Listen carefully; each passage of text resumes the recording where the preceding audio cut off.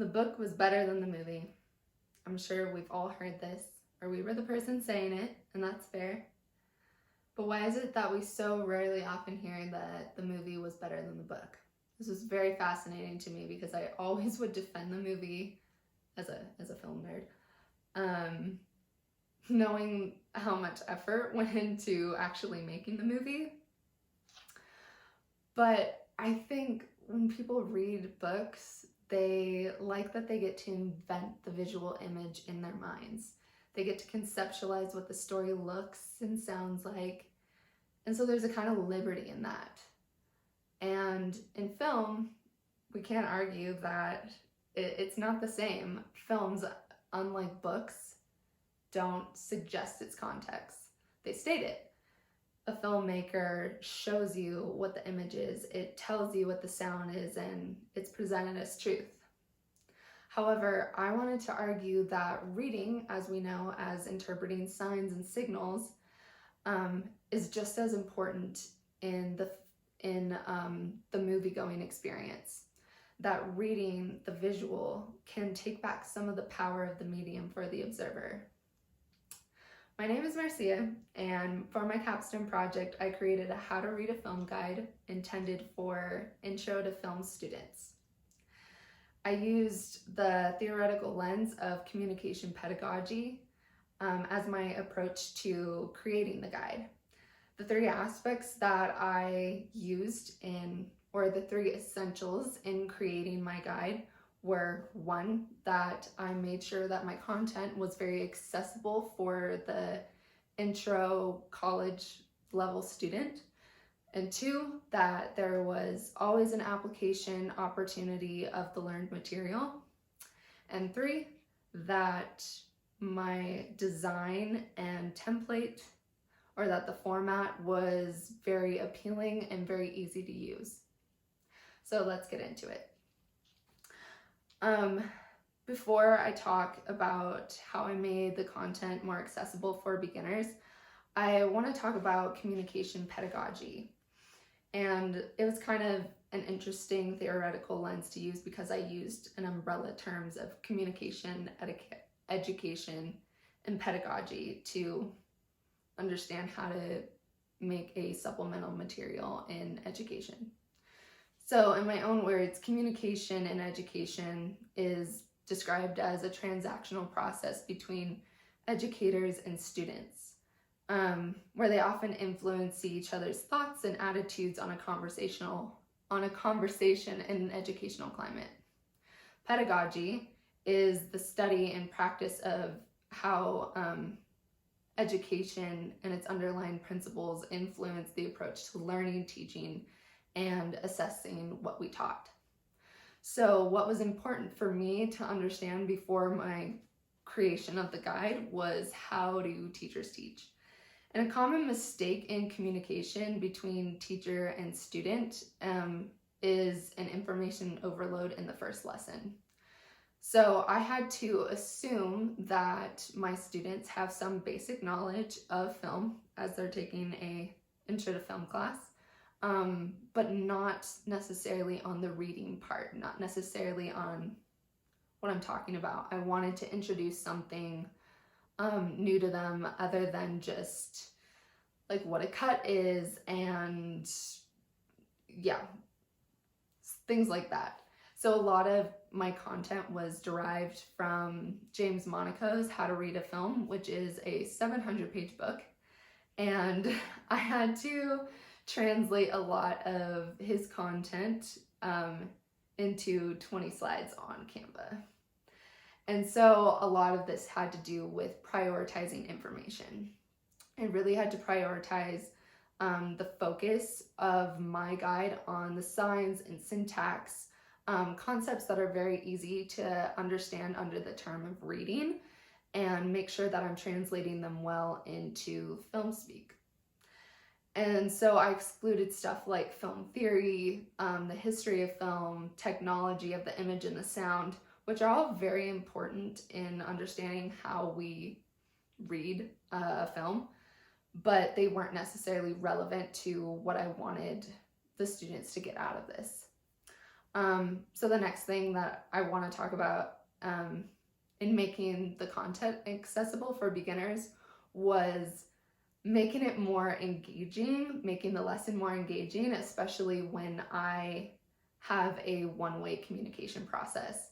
I'm not in the classroom with the students, so I can't help them interpret what I mean by my guide. So I needed to establish an objective or goal.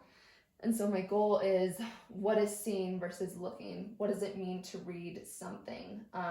And so I kind of define reading as reading in terms of reading books or literature, as the concept of looking and interpreting the letters on the page that construct a message.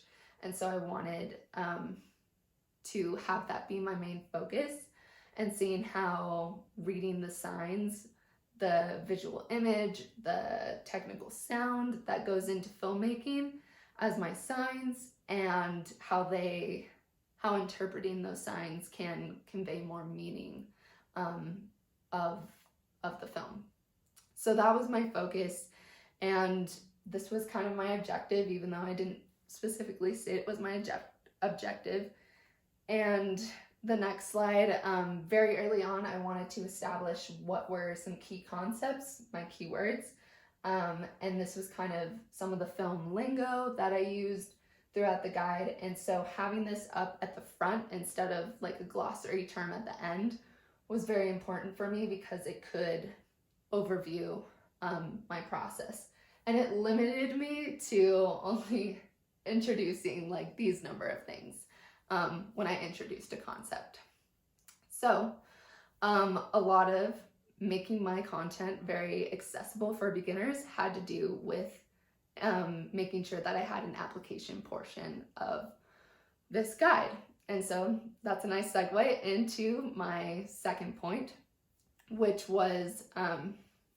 is about how communication pedagogy encourages a practice of the learned material. So part of the way that a lesson is digestible for the student learning it is the opportunity to apply that learned material. So for me, the essential of this was making sure that I, for one, had a film. Very helpful when learning how to read a film. So I chose The Matrix as my film of focus, and The Matrix is a very popular film. I could safely assume that even if my students hadn't seen the film, or they weren't gonna view it in the classroom, so to say, that they have at least heard about it and have seen it referenced in pop culture. So I integrated The Matrix as my film of reference, and I did this by making sure that I included exercises or examples. That being said, my examples being some framed images or scenes, and then also discussion questions at the end that related to The Matrix, so that they could see what reading a film could look like. So one thing that I think is fairly nice in my guide that I'll show for example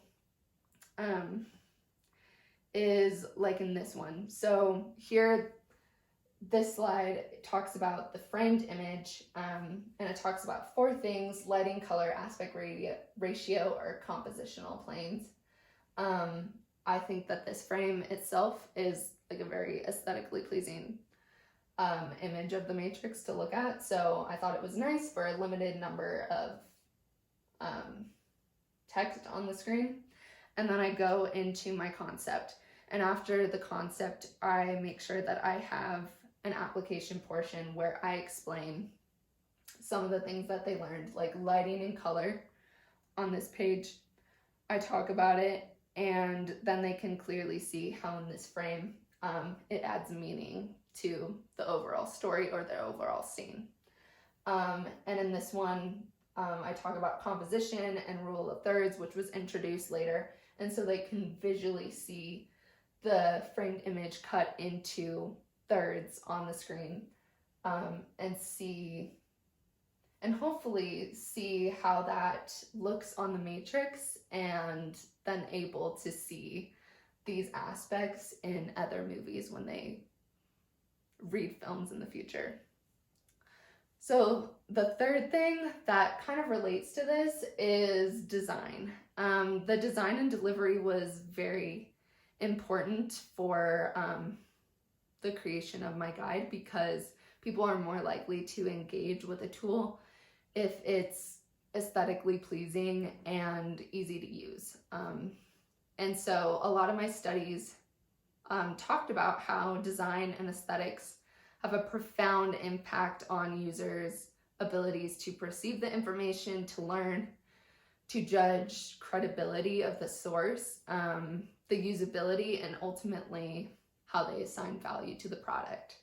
People like pretty things, to say the least. So style does not replace substance, so I still had to make sure that my content was very complete, but when style and substance balance each other, the overall tool works much better. So I think this is a clear example. This is a very text-heavy slide, which I introduced 4 concepts, and then the next slide is very visual, and they can see how the concepts relate in terms of film. And so this was a very important thing to do, especially when I only have a limited number of slides. I only have 21 slides to do this. And so I alluded to in my first and second points about accessible content and the application part of my content, that how much I included in this lesson also impacted my design, and the design impacted my lesson.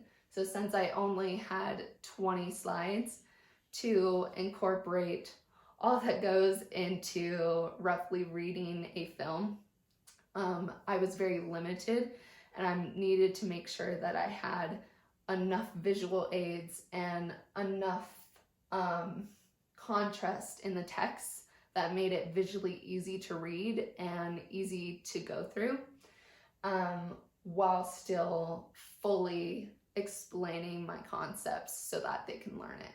So this was definitely a challenge, but it is so important in meshing the design and the application and the content that is accessible for beginner level students. So in review, I defined communication pedagogy theory in my own words as the study of how communication practices and principles influence our approach to learning, teaching, and assessing what we taught. I shared 3 aspects of creating my guide that were essential for fulfilling its purpose as an educational tool. These 3 aspects were the making sure the content was accessible, and my second one was making sure that I had an application opportunity of the learned content, which I did through the matrix, and making sure that my design and delivery of my content was appealing and aesthetically pleasing to the eye, but also easy to read through.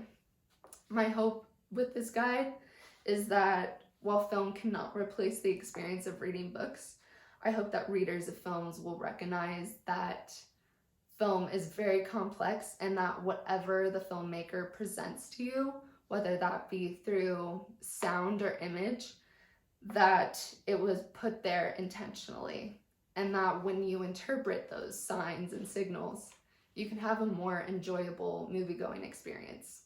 You and the filmmaker are kind of in on something.